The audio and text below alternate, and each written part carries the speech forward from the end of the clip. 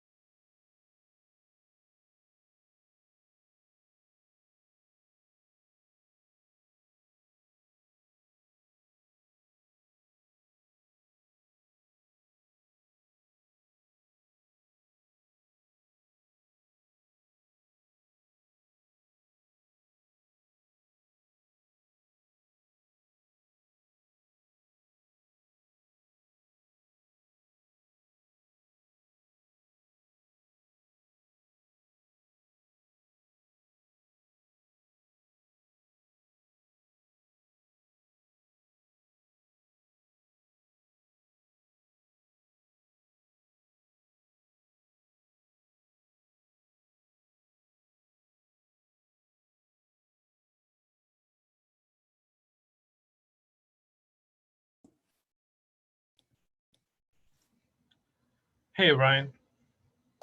Hey there. How are you? Good. How are you? Good.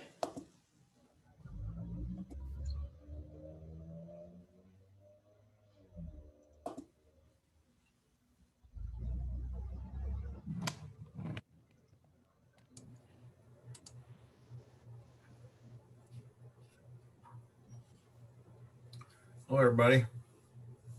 Hey, Bill. Afternoon. Pretty good. End of the What? day almost. Yeah.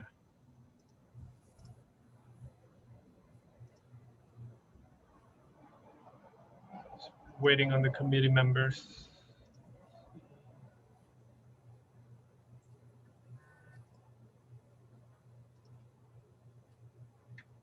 Mark, Just to let you know, I'm already recording. But I can cut some stuff out since this is not part of the public meeting.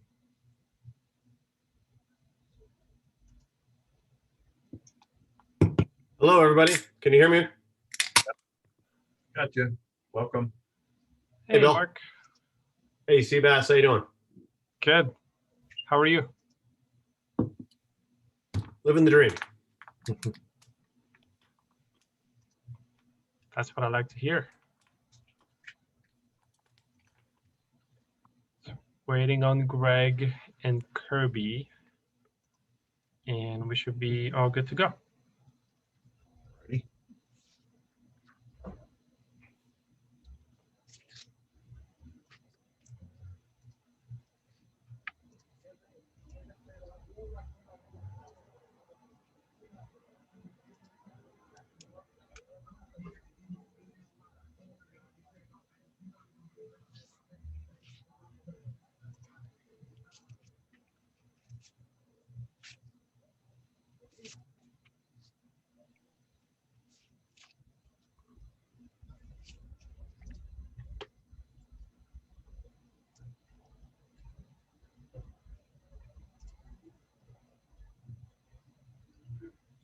Say John. I wonder if they're in the closed session. No. Wait, This should separate be. entry for that? I'm sorry, Bill. Is there a separate entry for that? There is, but that was not provided to them. Well, then they wouldn't be in there, I guess. Here we go. Chair Humora. Perfect. And then John, are you on? Yep, I see you right there. Yes, I'm here. Are we expecting Kirby, or will you be doing the feeding tariff presentation? It'll be Kirby, and in fact, I'm going to have to drop off at 3:30. So Oh. Kirby's going to be the main representative. Yes, I see him in the attendees section. Let me move him over. All right, and I see Chad has joined. Thanks. Okay, hey Kirby, sorry Hello. about that. I didn't see you in the attendees list. No problem. I was just trying to, trying You to missed leave Kirby. John on the hook. Perfect. Seems like we have everyone we need. Director West, how are you doing? Dude, I'm doing all right. I'm doing all right. How you doing there, Chair? Well, I'm doing okay. My results are a little bit not as tight as yours are right now. Whoo! Very tight. So we'll see. We're supposed to get more numbers at 5 today, right? Yep. I am hopeful that I remain cautiously optimistic, my friend. Best of luck to you. Thank you, brother. Yeah, because it'll be a significant drop if they will definitely not be able to hold their own at San Diego Community Power. Let's put it that way. So, okay. We believe in Thanks you, for- Mark. Thanks for asking, though, Greg. I appreciate it, brother. Absolutely. We're all rooting for you guys. Thank you. Greg, great. I know, sorry, I know we have the closed session to start off with, but I'll pass the baton over to Bill. Okay, thank you. The issue is it's really up to you all whether we even need the closed session. We put it on as an item in case there was detailed discussions that we needed to make. As you know, after the board meeting, General Counsel sent you a memo outlining what we had done to try to fill our RA bucket. Then I attached to that an email where I tried to show how prevalent is the seeking of waivers and gave you some detailed information on that, showing you that we're among a lot of others who have over the last 2 or 3 years done the same thing. And then to try to deal with the no new surprises and sort of pledge that we'll do a better job next time. I'm hoping that you didn't get many questions from your fellow board members, and that maybe you all don't have detailed questions. And if not, we can skip the closed session, and if you have individual questions, we can deal with those later, or we can actually go into the closed session and deal with it that way.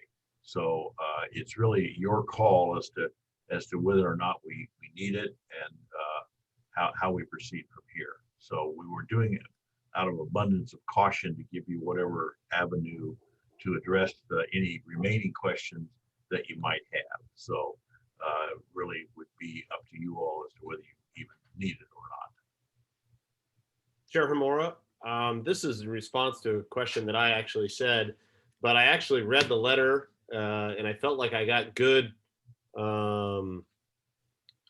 answers originally from during our board meeting. So I do not think we need to go into closed session on this item. I do, as we move forward, I think what I would like to see in the future is to make sure that when these letters are going out, that the FRMC is included prior to going to the board. So because I was caught off, I have to admit, I was caught off guard a little bit at the board so it should have, I'm imagining, Bill, that it should have come to us and then to the board, not the other way down. So That's the no new surprises.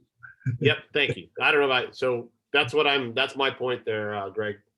Yeah, I concur with that. And I communicated with Director Baber regarding this item, and he had mentioned that was, potentially an issue, a previous issue that had been brought up. So I have no additional concerns or comments other than, just please bring it through us in the future so that we can be prepared and address it.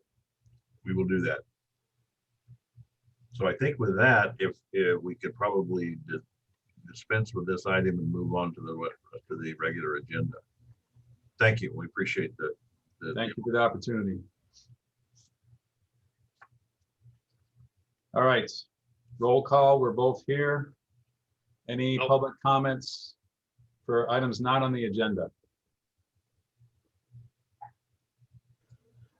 Chair, there are no public comments for items not on the agenda. Just to give you a heads up, we do have one public comment submitted for item 6. Very good, thank you. And anything to add or delete or reorder from the agenda? No. Hearing none, we'll go to item 5, which is discussion and recommendation on board regarding inclusive and sustainable workforce policy. Sebastian is going to cover that. He's been working on that for quite a while now and has gone through several iterations. So I'm going to ask him to give me the presentation. Thank you, Chair, and thank you, Bill. As Bill was saying, I've been working on putting this draft together. Let me move on over to this section. For the past couple of months, staff has been working with our community advisory committee. First, we brought them an outline of what a inclusive and sustainable workforce policy should look like, and we received feedback. After we received that feedback, staff went back to the drawing board and, if you will, added more meat to the bone, where we put together a more robust policy. And we brought that forward to them, let's see, last month for their final direction and approval. What you see here, I included it in the board packet, is our current inclusive and sustainable workforce policy. The first change that we made was a removal of the wording disadvantaged and underrepresented communities of concern. And the reason for that is because right now, STCP does not have a geographical definition for what our communities of concern consist of. And staff is actually working with our member city staff. So staff from La Mesa, Imperial Beach, to develop this policy and develop this geographical region that we can call it our own. And so we felt that in the meantime, we should include some wording that would allow some flexibility while also attaining the same result.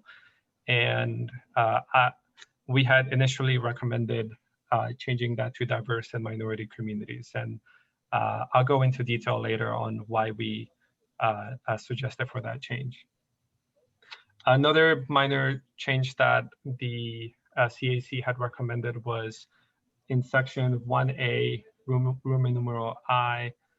They wanted more information on non-discrimination practices, and we felt that adding the sentence here where it reads engage in broad outreach in diverse and minority communities while adhering to STCP's non-discrimination pledge would suffice sufficiently. Moving forward, just another minor change up here where the code is 366.2. And then for today, staff is recommending some minor tweaks to this. We received some feedback on the proposed change of diverse and minority communities. And we realized that that leaves out communities such as Chula Vista that are a majority minority community. And we felt that changing the wording to disenfranchised and communities of color would be more representative of the communities that we want to target in our workforce outreach, as well as employment and business outreach. Moving forward, here, Roman numeral 5, staff is recommending the strike of this section where it asks questions about supplier inclusivity in RFPs. And this is due to some feedback from our legal counsel regarding Prop 206. At the time, we didn't know where the affirmative action proposition was going to go. So this is what we're recommending per state statute. In addition, we wanted to be more specific when we define developers, and we included project developers, so to avoid any confusion. And then we are initially recommending, but this is a policy call from you all, that we keep our geographical definition of employee workers. So if I may go back to the top, this is for practices of sustainable workforce. We are initially recommending, because STCP is within San Diego County, to keep it at employee workers and youth businesses from San Diego County. However, it is understood that there's a relationship between San Diego and Imperial County, and if there is a different direction that you all want to move forward with, I'm sure we can do that. Hey, see, I'm gonna, here's my concern about that is that Mhm. there are a lot of workforce that are actually represented by groups that include the San Diego and Imperial County as one unified source. So I think that we need to keep Imperial County on this and not Okay. one line it out. Okay. Yep. Yeah. I'm fine with that as well. Okay. That sounds good. Thank you, Director West. Another section that I want to No, highlight. thank you, Seabass. You're doing a fantastic job. Thank you. Another section that I want to highlight is subsections B through E, or rather B through D right here. We understand that we're all very excited for the new programs that SDCP will be bringing forward, including one that is up for discussion today, which is our feed-in tariff. Staff is recommending that as we develop the specifics of our feed-in tariff program and what our energy efficiency programs will look like, staff will come back to you all to fill out the paragraphs within these sections. Just want to note that we just want to make sure that we're doing our best job in trying to make sure that what we want it is actually implemented. So just wanted to make a note on that. See if there's. We talked about this, Ms. Syria, and I am comfortable with moving forward with it, but I really, I think I would really, as we move forward, I am hesitant to move forward with documents that are partially done. I would rather them be included, and I know that we're still defining some of those three. So not defining, but we're still gathering information. So I think I'm okay this time, but I don't want to make this a practice. I'd rather see us bring documents to. If I'm going to approve something, I want to approve it first. I want to approve it the right way, whenever possible. Okay. That sounds good to me. Bill, sounds good to you. Perfect. Yeah, no, that's fine. I can live with that. Thank you, Director West. Just writing some notes down. Okay, perfect. And then let's see if there's any other changes. That's it. So our next step is if you all choose to approve it today, we would bring it for board approval at the end of this month. And Director West, we can add in the staff report that we can work out in making sure that these policies are fully completed for future reference. If that sounds good to you. Yeah, some type of wording would be great, Ms. Sarah. And so unless Chair Morrow's got anything, I move to move this on to the board with the changes we included, the Imperial County part. I will second that. No additional comments. All those in favor, please say aye. Aye. Aye. Thank you, Sebastian. Well done. Thank you all.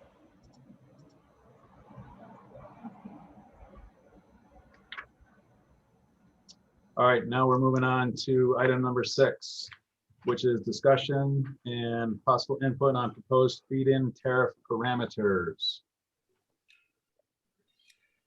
Is Kirby, are you doing that or? I am indeed. Yes, sir. All right. Well, if it's okay to get started, then I will. And good afternoon, everyone. So, we've previously discussed the feed-in tariff and kind of what it is and its purpose, how it interacts with other wholesale procurement efforts that will be undertaken by San Diego Community Power and various other parameters that are unique to feed-in tariffs, say relative to other procurement programs that are administered by the organization. And today we're kind of coming back with some recap of that discussion and then some recommendations regarding how it is that this organization might choose to launch its initial feed-in tariff offering acknowledging that the way that this program starts will likely evolve over time. And there's a lot of evidence for that elsewhere in the state, not just amongst the investor-owned utilities, which have adapted their feed-in tariff programs over time, but also amongst the community choice aggregators as well, which oftentimes start these programs very small and then grow them as their organizations grow. They establish stronger financial footings and go through their various enrollment processes. So I think there's an opportunity to scale this and stage it in a way that doesn't overburden you financially when you're kind of in the fragile stages of early operations. And then once you get that financial footing underneath you, your reserves start to accumulate and so forth, then this program can be adapted and expanded to allow for additional participation at admittedly higher than typical wholesale costs. So that is kind of one of the key considerations in all this, because we are talking about small projects here, and the economies of scale that are available elsewhere with larger utility scale projects simply don't apply here. So just a couple of reminders as to what we're talking about here. This is really a unique opportunity for you to do business with smaller scale, locally situated suppliers of renewable energy. So we are talking about renewable energy here and not just any old supply. When we say renewable energy, we're talking about projects that would be eligible to participate in California's Renewables Portfolio Standard Program. So you're very familiar with a number of these technology types like solar and wind, but in addition to those, you have things like geothermal and smaller hydroelectric projects and the like. And so there are a number of different opportunities to engage prospective wholesale suppliers here in terms of the technology types, but the projects are generally small in nature. So these are 1 megawatt or less, meaning that they would really only offset a very, very small portion of the wholesale energy requirements that you otherwise anticipate. Another key piece of this puzzle is the use of a standard offer concept. So most of the time when you're dealing with larger utility scale renewable projects, you're going through the exercise of negotiating a customized power purchase agreement. There's a lot of nuance, a lot of details that are negotiated along the way and are unique to the various agreements that you ultimately reach with your respective suppliers. But in the case of the feed-in tariff, the approach that's taken by virtually all administrators of these programs is a standardized power purchase agreement that is subject to no negotiation whatsoever, meaning that it's basically a take it or leave it deal. And given the relatively high price incorporated in these sorts of agreements, that's I think it's kind of it's a trade-off that's being made amongst buyer and seller, giving that higher price in exchange for a deal that doesn't really require any of your time or legal expense to negotiate. Everybody knows what they're getting and nobody has to talk about it very much. Really all you need to worry about in terms of feed-in tariffs are the eligibility criteria. You establish them, and if a project's eligible, they can move forward through the process, subject to various requirements that you've spec'd out, and serve as a wholesale supplier once their project's completed.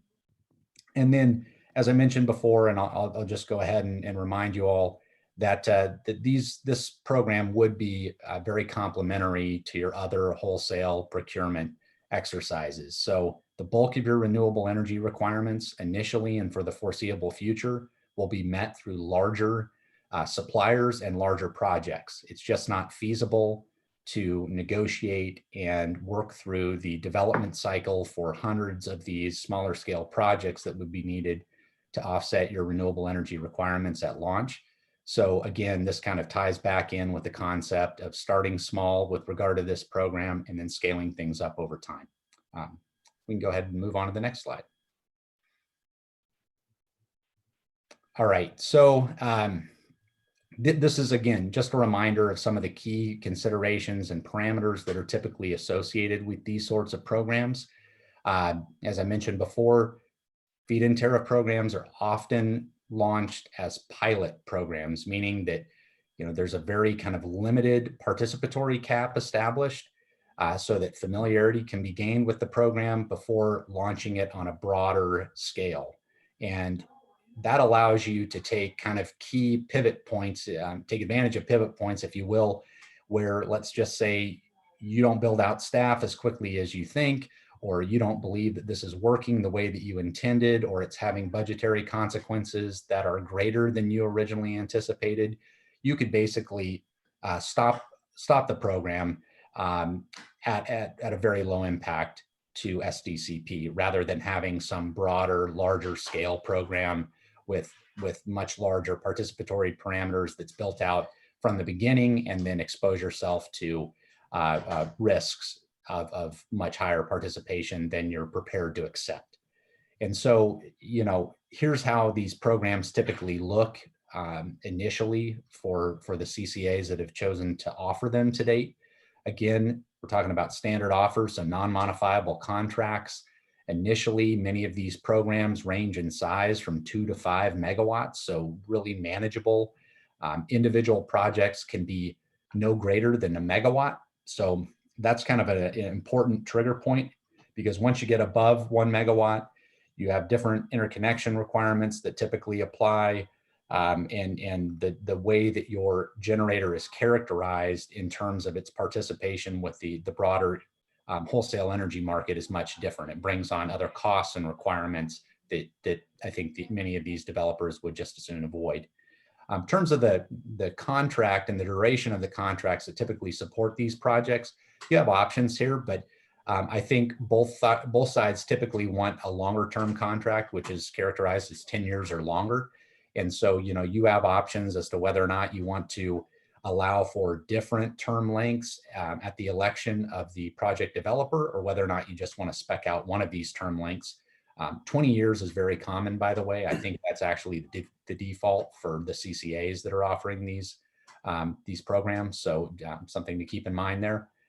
In terms of the project location, we want to keep this local. That's kind of the whole point. So we're looking at projects that are physically located within the member communities of SDCP. And I think that's pretty straightforward. Already mentioned. Kirby, can I ask Yes. a quick question on that? I agree that we should definitely try to keep it local and within our communities, but are you confident that we're going to get projects that are within our 5 communities? Well, I think confident might be a little bit of a stretch. I think it's highly likely, but I think that's part of the pilot nature of the program, is to see what you get, right? Because I think you're likely to get projects. I guess I should take a step back. Depending on the price point, you're definitely going to get projects.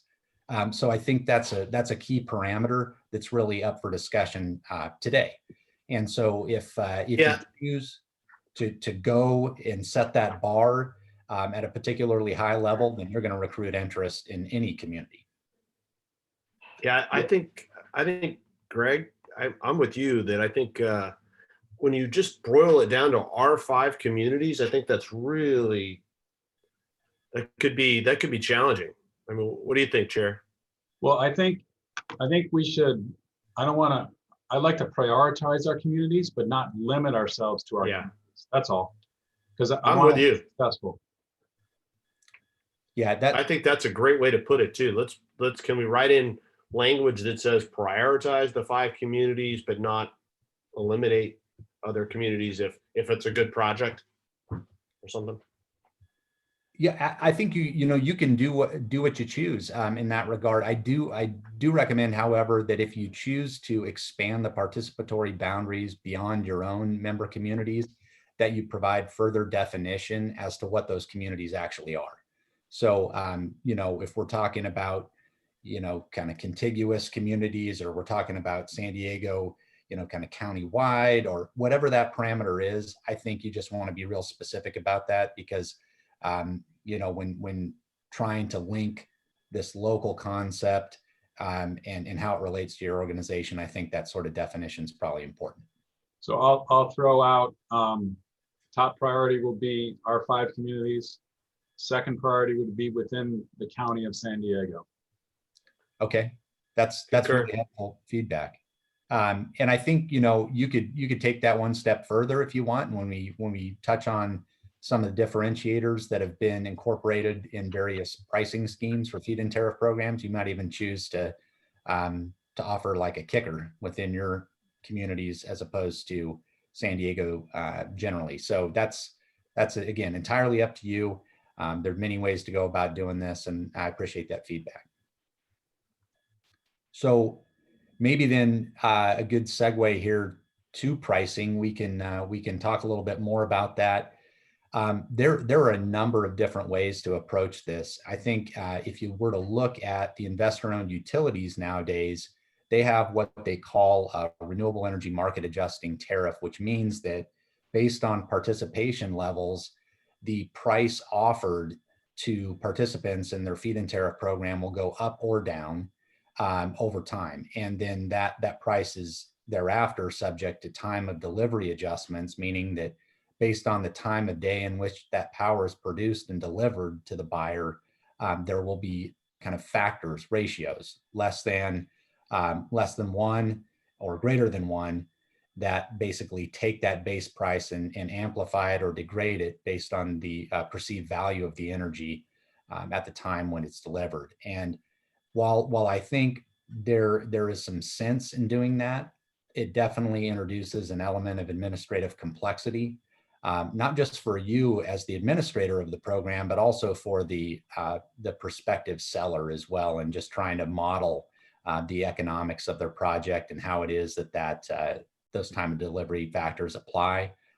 The other piece of the puzzle is that if you're entering into a 20-year commitment and you have time of delivery adjustments that you're going to lock in for a 20-year period, I think it's worth noting that the market has changed so dramatically in terms of the generating assets that have been built here in California and are delivering electric power here in California, that we've seen massive changes in the value of market power over time. And so committing to these time delivery factors, I think, kind of backs you into a corner you don't necessarily want to be in.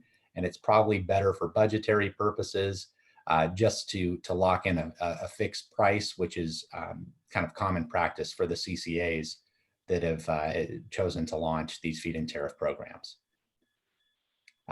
Next slide. And if any other questions come up, please stop me.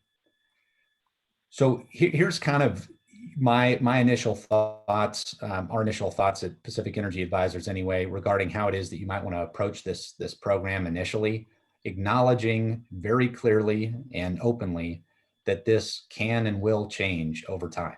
So I think for prospective participants in this program, you know, I think there's probably an eagerness to build out something that maybe looks the way it will at the end, closer to the beginning. And I appreciate that enthusiasm and interest, but at the same time, I think you're at a point in your organization's developmental cycle right now where you don't have much staff, and you don't really have a lot of bandwidth to administer something that's administratively complex. And in light of that, I think keeping things simple, figuring out how this works for you administratively, as well as in terms of your planning exercise, resource planning, that is the prudent way to start. And then periodically evaluating performance and levels of participation and interest to determine when it's appropriate to make adaptations. You know, again, you haven't yet sold 1 kilowatt hour of power to your customers or enrolled a single customer yet. No reserves have been, accumulated. And these sorts of programs like the feed-in tariff program and others are more costly than buying, energy from the wholesale power market presently. So, until that changes, there's a bit of caution that I would recommend exercising as you move into these programs, and then see how it goes and adapt thereafter. So all of these parameters can change. So we're recommending that you start with a relatively modest participatory cap of 3 megawatts. That could be scaled up slightly. I wouldn't recommend any more than 5 to start. I would do something very similar to what the other CCAs have done to date, capping individual project sizes at just under 1 megawatt. So we, keep this this at the distribution level interconnection.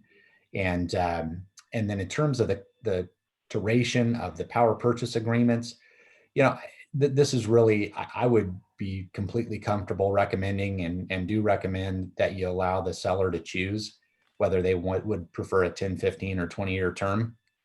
I think from your perspective, the amount of energy that you're ultimately purchasing is relatively small.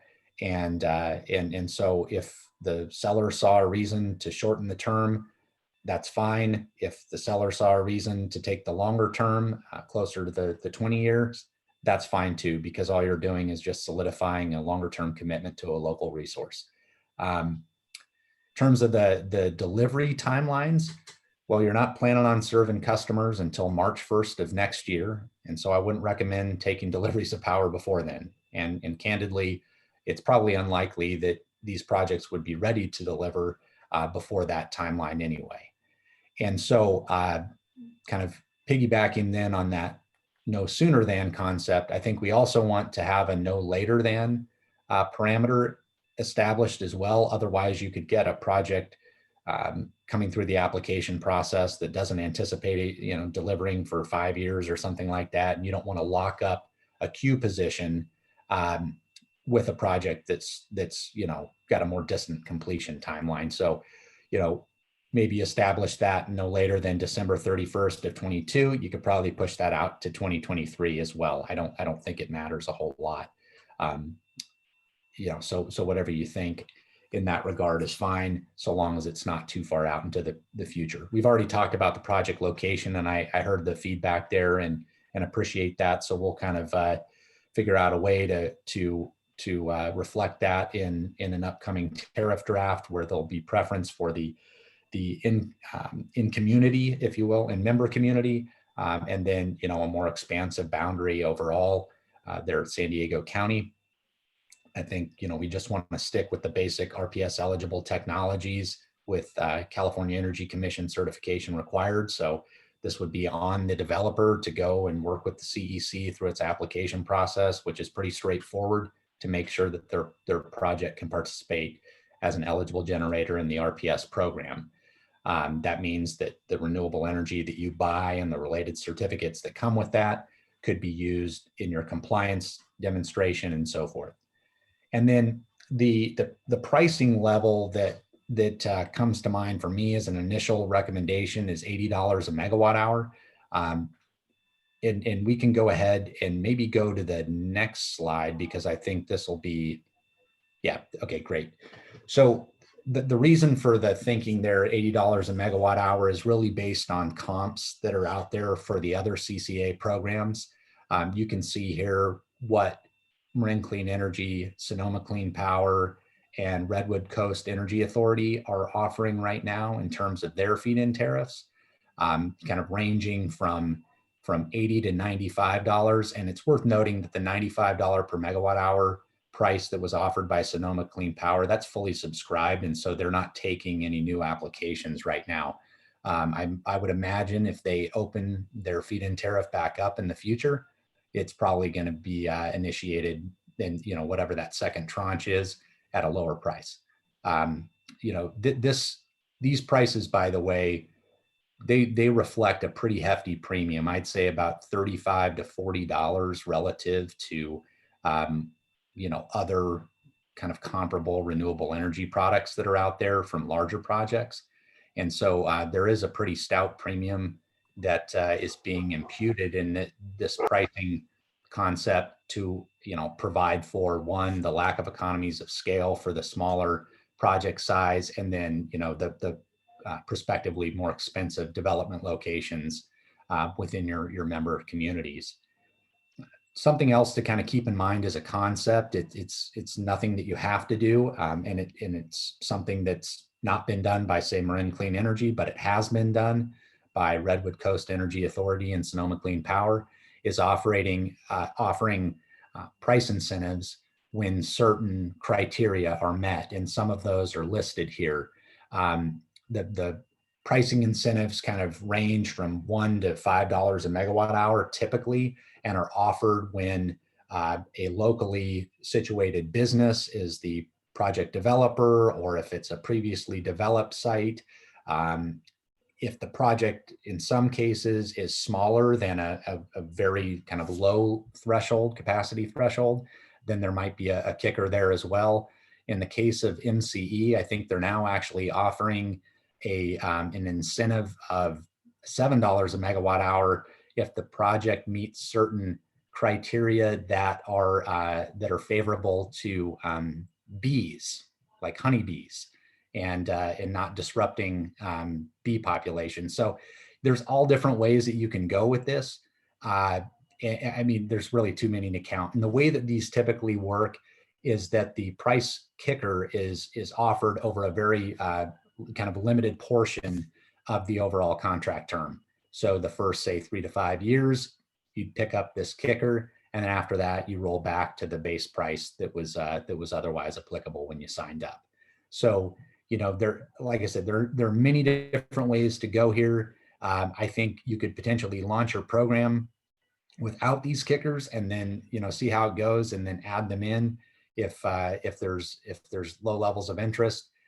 There certainly can be some iteration here, and it's entirely up to you just how aggressively you want to price this. And speaking of pricing, the next slide kind of gets into the potential budgetary impacts, like what this means to your organization when you choose to price your feed-in tariff at particular levels.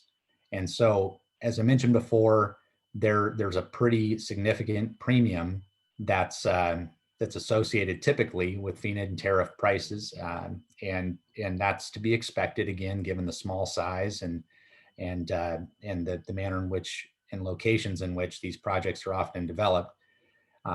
But we're talking about a comparable, larger scale renewable energy product that's priced, you know, in the $40 to $45 per megawatt hour range. And when you kind of compare that to the price that would otherwise be paid, potentially anyway, under a feed-in tariff offered by SDCP, you can see here how that translates to additive procurement costs across different participatory caps. So working from left to right, you know, if you only had a very, very small participatory cap of 1 megawatt, you can see how the price impact. So this is the overall kind of marginal budgetary impact of the feed-in tariff program would range from about 52,000 to 70,000, depending on whether or not you scaled that price at $75 a megawatt hour up to 85.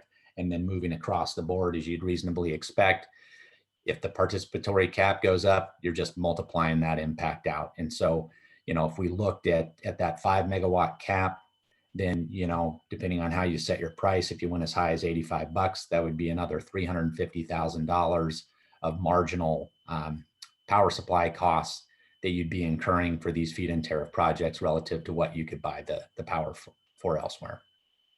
So maybe I'll just stop there for a second to see if you all have any further questions. Seeing none. We can go on to the next slide here. Sebastian. Kirby, I'm sorry, I was trying to get to the mute button. You don't, No, you don't have to. I don't have any real questions. I just think caution is kind of my what I'm taking from this right now. So please continue. Yeah, and maybe just on that point, you know, I think first of all, I think feed-in tariff programs are great. I've been highly involved in you know, working with these programs for Marin Clean Energy and longer ago with Sonoma Clean Power, and they've been massively successful in recruiting highly visible projects that are centerpieces of communication programs and various marketing campaigns. And I think, you know, in addition to that, it's just been a great opportunity to engage and help train some local workforce and so forth. So these have been great programs that are highly visible.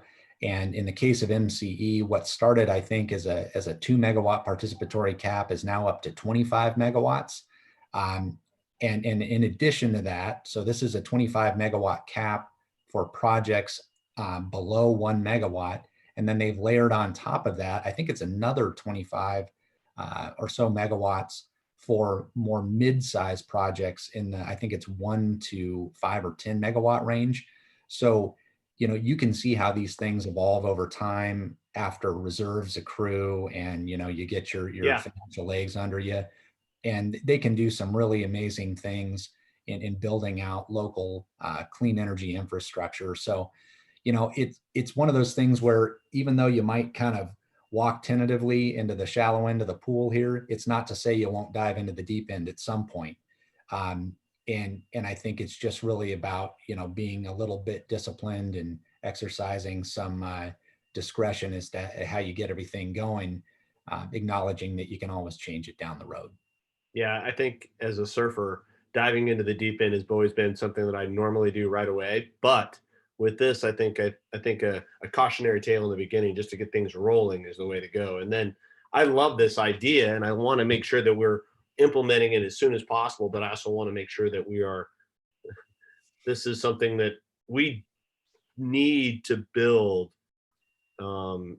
projects in San Diego County. There's obviously if the RA letter that went out just recently didn't the waiver didn't show us we need infrastructure here, and we need projects like this. So I want to do this, but I want to do it at the right time, and I'm just get something out there small, move forward, and then go is what I'm kind of thinking. But continue. I'm sorry.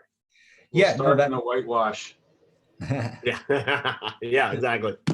This is great feedback, and one really kind of key piece of the puzzle that I wanted to point out here is that this is another area where you're kind of working with SDG&E in making this program possible. And what I mean by that is the interconnection process will be entirely administered by SDG&E. So when projects are looking to interconnect and ultimately go through the interconnection process, that is a process that is really out of your hands.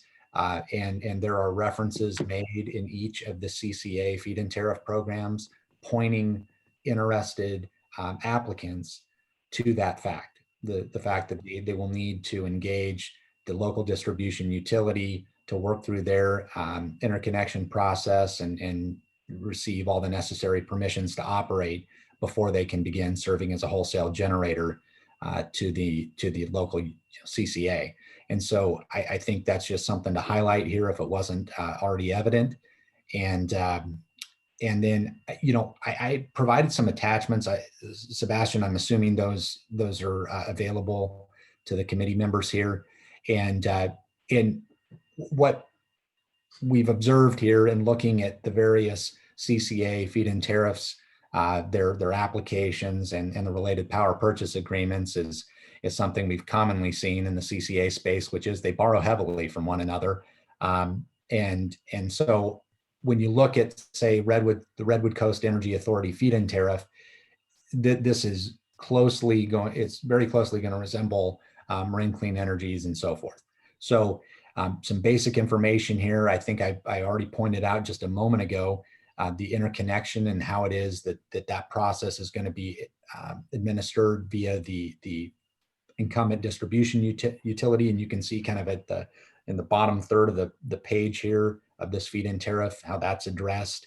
And then, you know, acknowledging that the various permits that need to exist, they must be in place at, you know, from the start kind of through the finish of the agreement. And this sort of template here and the detail that would be laid out in this template is something that, you know, I think we would intend to do, kind of incorporating some of the recommended parameters that we've talked about today and your feedback regarding, say, the locational parameter in particular.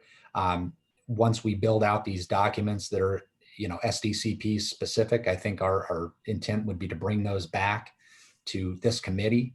And then later, if, you know, subject to any further feedback from you all, to the board for approval. You know, I think what we're probably targeting here is launching this program shortly after the first of the year. So we've got a little bit of time to work through these documents. You know, this is a non-critical path issue. I think that's probably already known. So I think, you know, we've got a lot of kind of bigger procurement efforts underway right now that are taking up a lot of you know, staff and so forth time. And so we want to make sure we allow ample opportunity to get through all that critical work, but we can kind of work this in parallel as well, bring these updated materials back to this committee and fill in the details as they relate to SDCP, and then see what you think. So, you know, we don't need to walk through any of this information unless you have specific questions about it. I just wanted to make sure that you saw 3 primary pieces of the puzzle that really relate to all of these CCA feed-in tariff programs. And those are the feed-in tariff itself, which specs out all the requirements related to eligibility and kind of the general parameters of the program itself. There's a feed-in tariff application, which is also provided. And I think that's kind of a useful document in the sense that it shows you some of the key information that's being collected by these CCAs related to the prospective projects, you know, where they're located, what generating technology is being used, you know, and basically where they are in the development cycle, you know, what sort of site control do they have, you know, have they gone through, you know, where are they in the interconnection process? Have they received the permits that they need, and so on and so forth. Just basic information so that we can kind of see how this is likely going to impact our planning and procurement efforts, and really bringing credibility to the project, right? So if there are a lot of missing pieces in these applications, then we know we probably don't need to worry about having that project come online all that soon. And I think it also kind of imposes a level of care and thoroughness on the part of the project proponent, because when these applications are submitted, there's oftentimes, and in the case of Redwood Coast Energy Authority, there's a $500 application fee that's non-refundable. Staff's obviously going to have to look at this. They're going to have to probably have some follow-up questions, review some documents that are going to be attached. And so that's really intended to offset those costs. And then there's a bit of a different approach amongst the different CCAs as it relates to deposits. So deposits for prospective projects are very common. And in the case of the Redwood Coast Energy Authority, they have a $4 a kilowatt deposit that's required, and that's ultimately held by the CCA until that project comes online. At that point, the deposits return, but there are conditions under which that project would be retained by the CCA in the event that project didn't come to fruition. I don't believe MCE has ever collected a deposit for feed-in tariff projects, and I didn't happen to notice one in their latest iteration of the program documents either. So, you know, you can kind of do what you like with that. Clearly, you know, it kind of is a different standard of intention, if you will, when it comes to collecting those deposits or not. I have a question, and it's actually it's Kirby and Mr. Carnahan. If you could, my question is Mr. Carnahan, when you brought up your last organization, which was very similar in size to ours, I imagine did you have a feed-in tariff program right away at the start? And if you did, do you remember the levels of it? I mean, I know that I know that's some details that you may not have right off the top of your head, but I'm interested in something that's some type of comparison, because I see these other ones, Redwood Coast and those are a little bit different than the size we are. So, You know, I don't actually recall the specifics of the CP Clean Power Alliance effort. I can tell you that it's been fairly, I think as Kirby said, it's been fairly consistent throughout most of the CCAs in their development phase. And I think we were getting not pressure, but a lot of our cities and members were interested in local program offerings. I mean, that's one of the things that hopefully will make the CCA stand out, is the ability to encourage local program development. So this is really, I think, one of the most effective tools to at least get into that arena.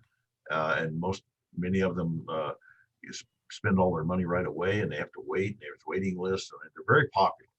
And so I agree with Kirby. I think that offering it early on, and it is, I mean, this is something that could have waited, but I think teeing it up and having it available within a time frame we can live with, and at a level we can live with, we can always adjust it, as we go forward.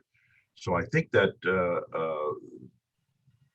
the CCAs all over the state, including CPA, have found that these are ways to really increase the interest level of your customers in the fact that you're trying to do local development. And that's one of the things that they really put a high priority on. And I can get you the actual numbers from CPA if you'd like. I just don't have to have them on the top of my head, but I know this is very. Come on, Bill. Come on, Bill. I didn't put you on the spot or anything there, did I?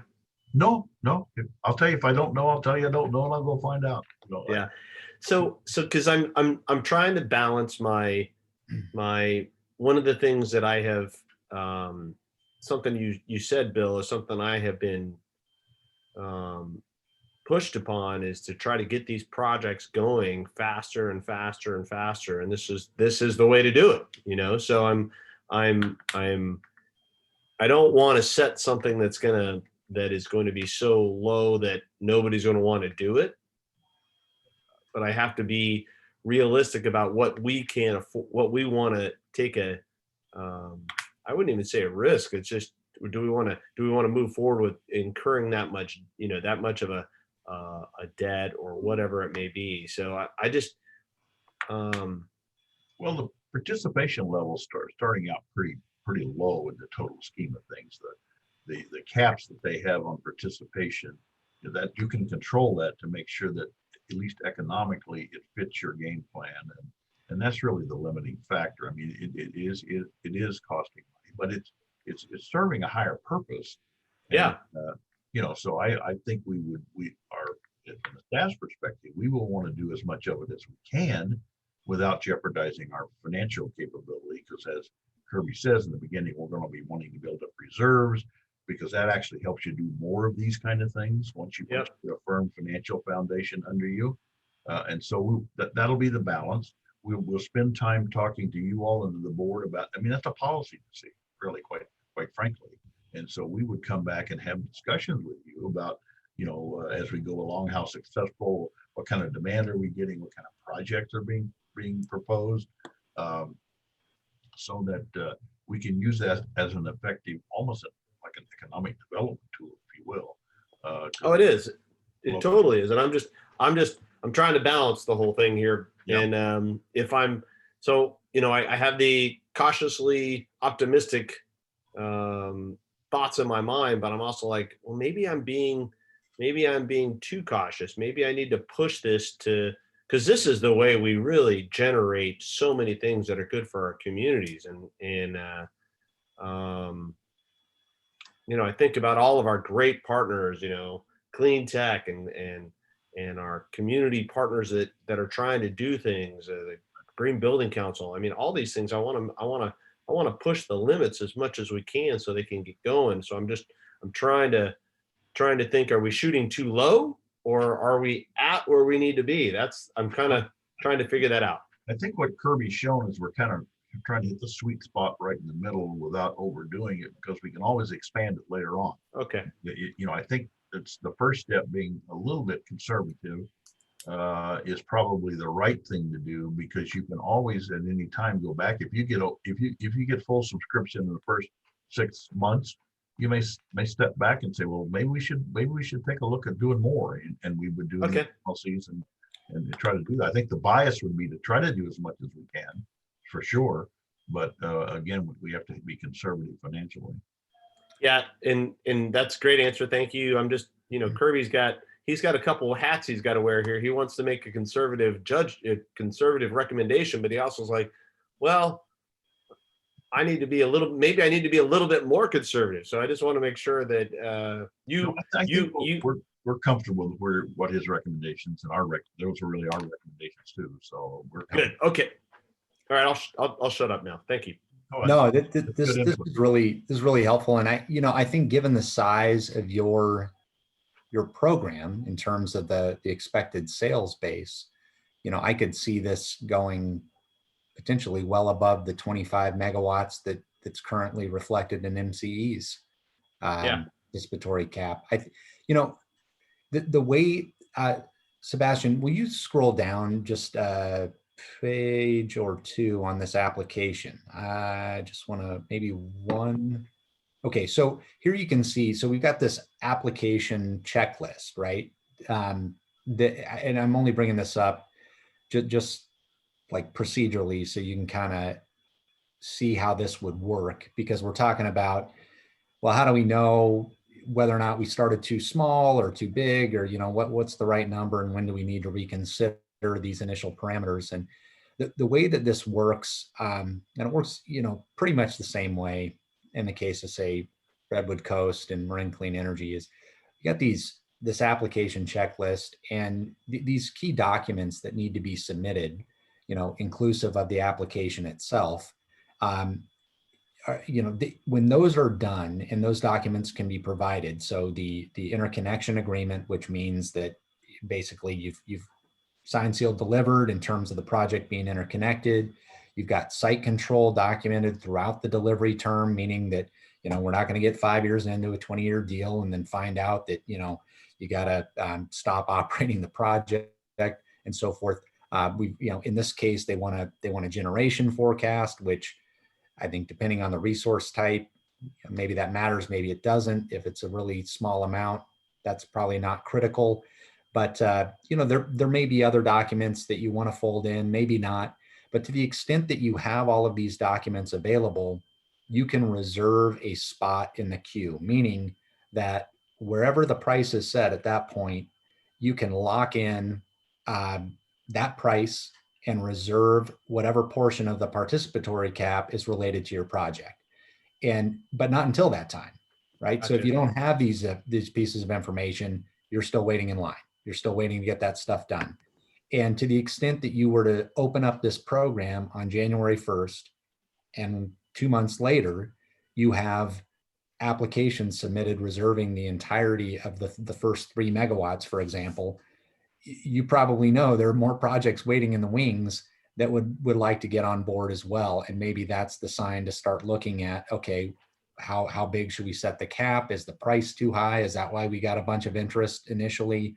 And those discussions are admittedly a little bit iterative. And I know you have some stakeholders out there that are in the business of developing these projects that I think have provided some preliminary feedback and probably would be interested in continuing to do so. And I think that feedback's really important to consider. But at the same time, I also think you need to kind of start where you're comfortable, regardless almost of where that feedback is. And then I think that feedback, where it becomes so useful, is in fine tuning where you go next. And, because at the end of the day, it's your budget, it's your organization. You need to do what you're comfortable with administratively as well as financially. And set those parameters at a level where it's not going to keep you up at night initially, and then see where you go. And know that, as Bill kind of mentioned as well, you can always adapt this going forward. This program will evolve. There's no doubt about that.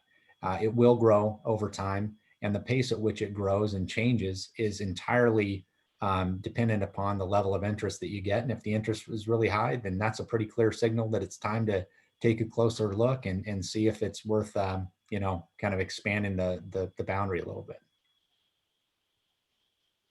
And it's probably the only way, real way that we could incent development in the service area of the types of projects that we're talking about. We don't have all that many tools. We can't, at this point, we can't finance projects, and own them, at least until we get, a healthy reserve level, get a credit rating, and, CTAs are doing that, but it takes time.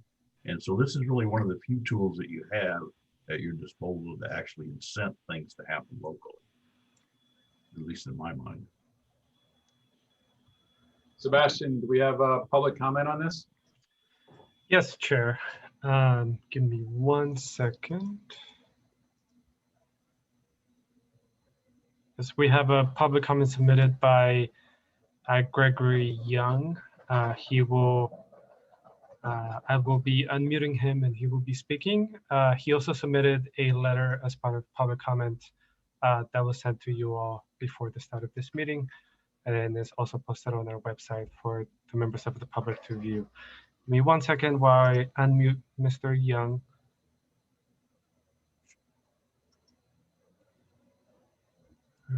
Right. Hello there. Hi. Hi, Greg. You have 3 Great. minutes. Can I just get a check that everyone can hear me? Loud and clear. Yes. Great, thank you. Chair and committee members and staff, my name is Gregory Young. I am a program manager for the Clean Coalition. Clean Coalition is a nonprofit with a mission to accelerate the transition of renewable energy in a modern grid through policy, technical, and project development expertise. We're very excited to learn that SDCP is considering parameters for a feed-in tariff program for the region. The Clean Coalition actually conducted has conducted solar siting surveys and designed feed-in tariffs for CCEs, utilities, municipalities across the country. In 2018, 2019, the Clean Coalition worked closely with the city of San Diego to conduct a solar siting survey in which we found multiple gigawatts of solar siting potential and opportunities on rooftops, parking lots, parking structures, just inside the city of San Diego boundaries. We also designed a state-of-the-art feed-in tariff after being selected by the U.S. Department of Energy's National Renewable Energy Laboratory to participate in a collaborative effort called the Solar Energy Innovation Network. And so the public comments I mostly have today are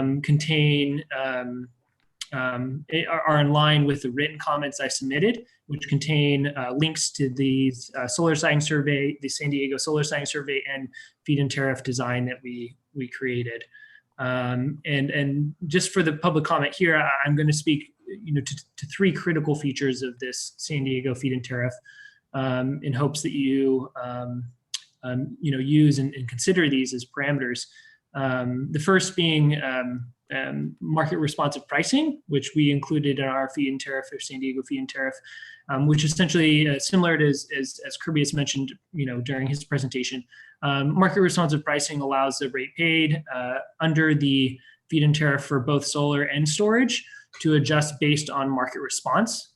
This ensures that the load serving entities, such as San Diego Gas and Electric, for this example, pays the optimal price for clean local energy.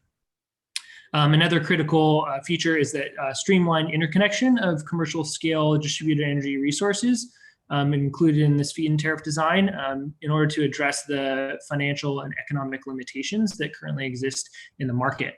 This also pertains to permitting procedures and inspections by authorities having jurisdictions. A third critical feature is the inclusion of pricing adders on top of the feed-in tariff rate to incentivize desired project characteristics. So in our San Diego feed-in tariff, there were 4 recommended pricing adders. These included a dispatchability adder to make renewable energy available whenever needed through energy storage. The second is a built environment adder to focus development of local renewable energy projects within the built environment. You have 10 seconds, Mr. Young. Sorry. Thank you. Thank you. Which thus preserves pristine spaces and minimizes the environmental impacts. And then the last, another one is a small project adder to encourage a greater number and diversity of projects. And then the last was a community benefit adder to encourage the siting of local renewable energy projects in disadvantaged communities and on tax-exempt facilities such as municipal properties, nonprofit facilities, and public housing and schools. So those were just a couple of critical features of the San Diego feed-in tariff that I wanted to share, and encourage you guys to take a look at the written comments and reply if you have any questions. Thank you. Thank you, Mr. Young. Thank you, Mr. Young, and we have received your written comments as well. Thank you. I'll keep Mr. Young on in case there are any questions from the the chair, director, or from anyone else. Otherwise, I'll move you back to the attendee list, Mr. Young. Any follow-up questions, Director West? No, I just want you to know that I'm very interested in when I read your letter, as a council member from a city has many disadvantages. I think those adders that you talked about are important, and I'd like to see those incorporated as much as possible. And also the inclusion of open space is super important to me as well. So those are all those I thought were really good. So thank you, Mr. Young, for coming and sending in the letter.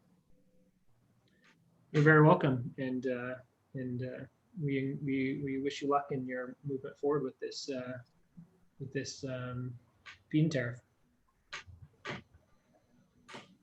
Great, thank you. Any other public comments, Sebastian? Those are all the public comments submitted for today, Chair. Well, thank you, Kirby. Director West, for the comments. I agree with Director West. We want to tread lightly at the beginning. And I mean, personally, I think I'm comfortable with the staff recommendation for the 80 kilowatt hour, $80 per kilowatt hour, 3 megawatt max and 1 megawatt max per project to start with.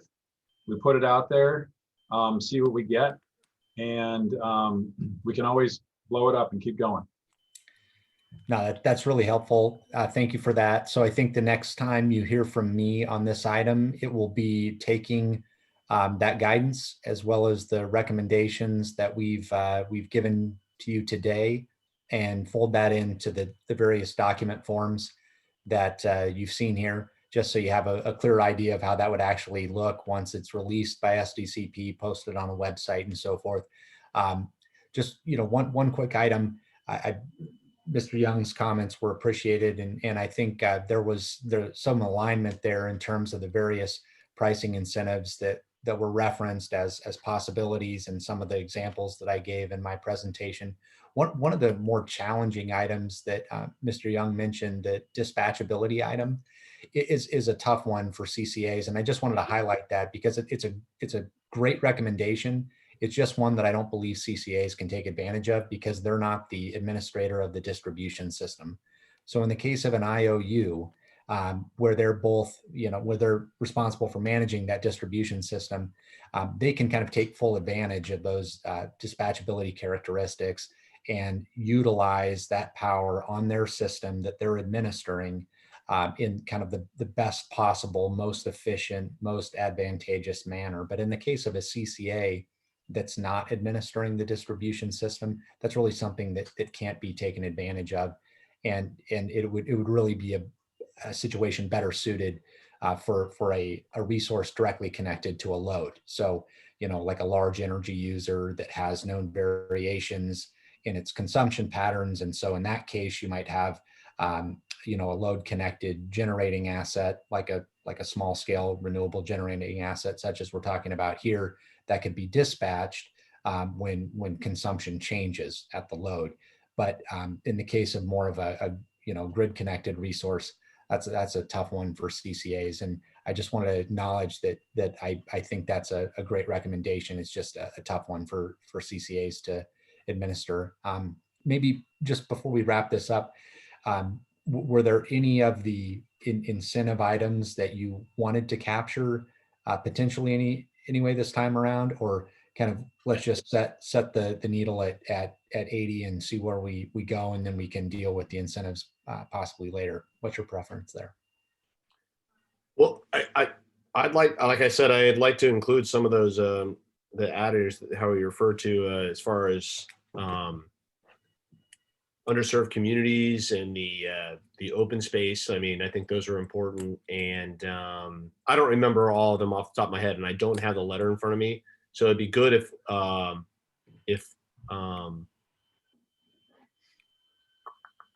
maybe I could get that information. Let me look at his letter again and send it back to you if that helps. Yeah, of course. And as an alternative, and of course, this is entirely up to you. I can take a look at that letter as well as some of the other incentives offered by CCAs, take a crack at incorporating some of those incentives within the draft materials that I referenced, and then come back also with some estimates of the potential financial implications of offering those incentives on the margin, just so you have an appreciation for that. And then, before things, That is a fantastic idea, my friend. Nice every job. now and then. But yeah, I'll come back with that, and then you all can tell me what you think, and we can either it kind of accept or delete, so to speak, preliminarily before those items go to the board. Good.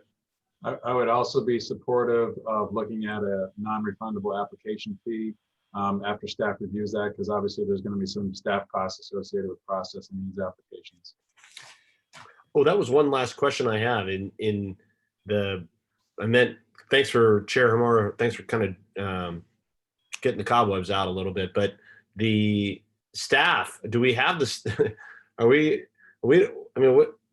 Bill, are you and Seabass and Cody going to be able to handle all this? I mean, that's our staff pretty much. We're, as you well know, we're starting to address the staffing issues and trying to catch Okay. up with some catch up. And I was going to suggest that as we adjourn today and before we come back, Kirby indicated we would be coming back, and so we'll be working closely with Kirby. It won't just be his efforts; it'll be our efforts too. And that'll be one of the things we want to look at, make sure our staffing plan can keep up. And I think we can. It's not a huge task here. I mean, the heavy lifting is really coming from the other side, and it's not these projects aren't going to happen overnight. So we're not going to be deluged with, and we're setting the pace. So we'll set it as one we can handle. So I'm not really worried about that. We can make that work. Others have, and we can too. Good. I think our arrangement with SDCP is such that we're going to be around for a little while too, and can certainly assist. I mean, we've definitely done that with other CCAs, and can help these project developers as well kind of navigate the waters, because sometimes I think there are some questions that come from those folks too, as to what all they need to do to make sure that the project's set up in a way where everything happens as it should, and we get all the value we're supposed to get, and they hit all their marks.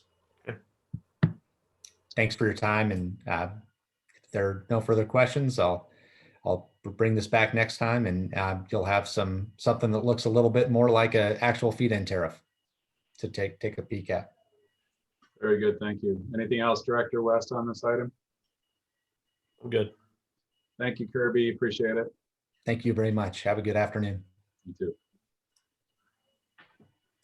Okay, that brings us to item number 7, committee member announcements. Director West. Yes, I just have one. I just want Chad to know that I have the same fish that he has on his screen. So I use it mostly as a summertime board, I have to admit, but it's good to see. That's it. Noted. Thanks, Mark. I wish to convey best of luck to Director West in his election. Thank you. Likewise. Likewise. With that, it's 4:16 and we are adjourned. Thank you all. See y'all later. Thank you. Thank Bye-bye. you. Thank you.